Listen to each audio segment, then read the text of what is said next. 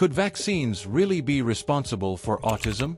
It's a claim that has sparked debates, fueled fears, and spread across the internet for decades. But what's the truth? Vaccines have saved millions of lives, preventing deadly diseases like measles, polio, and smallpox. Yet, despite overwhelming scientific research, some still believe there's a hidden link between vaccines and autism. Where did this theory come from? Why do so many people still believe it? And most importantly, what does science actually say? In this video, we're diving deep into the facts, the myths, and the studies behind this controversial topic. Let's separate fact from fiction. Let's start from where these concerns about vaccines and autism actually begin. In 1998, British gastroenterologist Andrew Wakefield and his colleagues published a study in The Lancet claiming a possible link between the measles, mumps, and rubella, MMR, vaccine and autism. The study examined only 12 children, a dangerously small sample size for any significant scientific conclusion. The media quickly picked up the story, and fear spread among parents, many of whom began questioning the safety of vaccines. As a result, MMR vaccination rates started to drop, particularly in the UK and the US, leading to outbreaks of measles, a disease that had previously been under control. However, further investigation revealed major flaws in Wakefield's research. It was discovered that he had undisclosed financial conflicts of interest. He was being funded by lawyers preparing a lawsuit against vaccine manufacturers. Additionally, his data was manipulated, and his findings could not be replicated by other scientists. In response, the scientific community denounced the study, and in 2010, The Lancet formally retracted it. Wakefield lost his medical license, but the damage had already been done.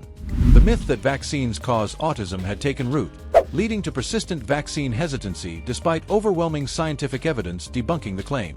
So, what does the scientific research actually say about this supposed link?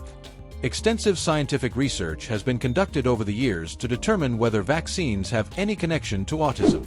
The overwhelming conclusion from these studies is that there is no causal relationship between the two.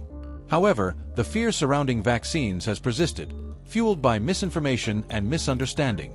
A comprehensive review titled "Vaccination as a Cause of Autism: Myths and Controversies" explores how these fears originated and why they continue to spread.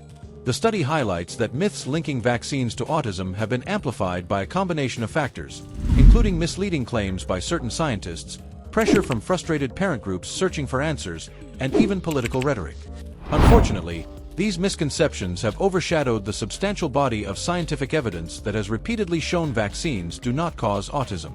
The review emphasizes that the real danger is not vaccination itself, but rather the consequences of vaccine hesitancy.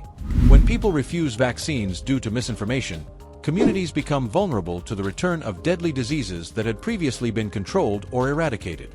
Another authoritative source, the Children's Hospital of Philadelphia, CHOP, directly addresses concerns about vaccines and autism.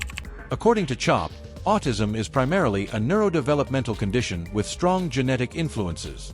It is often detectable before a child reaches 1 year of age, well before they receive the MMR vaccine. CHOP underscores that extensive research has been conducted on this topic, and no credible study has ever found a causal link between the MMR vaccine and autism. Furthermore, CHOP highlights that the original 1998 study by Andrew Wakefield, which fueled vaccine fears, has been fully discredited and retracted. Despite this, misinformation continues to spread, creating unnecessary fear among parents. CHOP advises that it is crucial to rely on peer-reviewed scientific research rather than anecdotal claims or social media misinformation. To further solidify the scientific consensus, large-scale studies have been conducted to thoroughly investigate the alleged connection between vaccines and autism. One of the most extensive studies, published in the New England Journal of Medicine, analyzed data from over 500,000 children. Researchers examined vaccination records and autism diagnoses and found no evidence that the MMR vaccine increased the risk of autism. This study is particularly significant because it was conducted on a large, diverse population over an extended period, making its findings highly reliable. Moreover, similar studies in multiple countries, including the US, Denmark, and Japan, have all reached the same conclusion that there is no link between vaccines and autism. These findings further reinforce that vaccines are safe and that concerns about autism should not deter parents from vaccinating their children. Now, let's take a look at some of the most common myths surrounding vaccines. One of the most persistent myths surrounding vaccines is that they contain harmful ingredients that could trigger autism.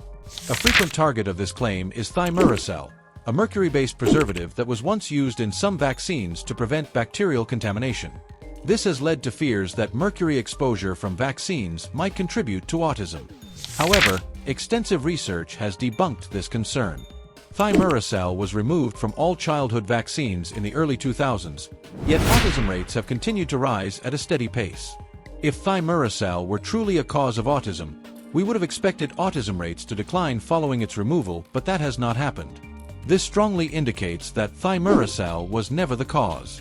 Additionally, the type of mercury found in thimerosal, ethylmercury, is processed by the body differently than the toxic form, methylmercury, and is eliminated quickly, making it harmless in the small amounts previously used in vaccines. Another widespread myth is that the increasing number of vaccines given to children today overloads their immune system.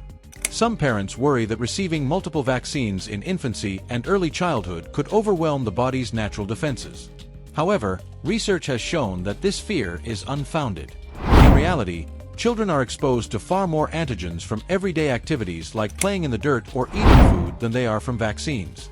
The number of antigens in modern vaccines is actually much lower than in older vaccines, thanks to improved formulations. Studies confirm that a child's immune system can easily handle multiple vaccines at once without any negative impact.